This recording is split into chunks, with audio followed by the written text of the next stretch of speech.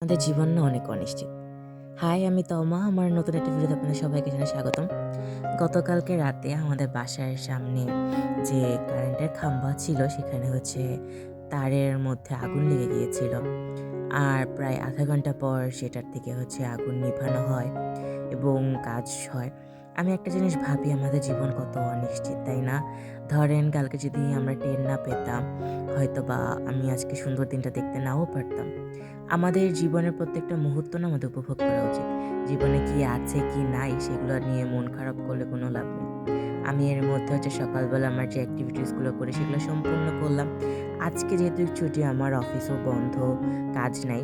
তো আজকে বাসায় আমি অনেকক্ষণ আমার মতন করে সময় কাটাইলাম। অনেক কাজ করেছি আজকে সকাল থেকে। আর সকালে আজকে ব্রেকফাস্টও খুব মজা ছিল। খুদ ভাত আর ভর্তা ছিল। অনেক পছন্দের আমার। তারপরে এর মধ্যে একটা পার্সেলও আমি রিসিভ করেছিলাম।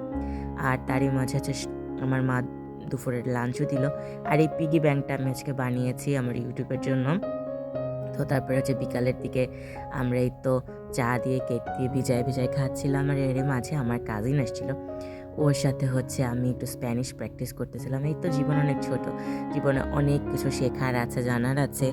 আর এই শেখার জানার বিষয়ে এখন আমার নতুন লক্ষ্য ২০২৬ আমি স্প্যানিশ ভাষা শিখব। তো জানি না কতদূর শিখতে পারি, বাট আশাবাদী আমি পারব।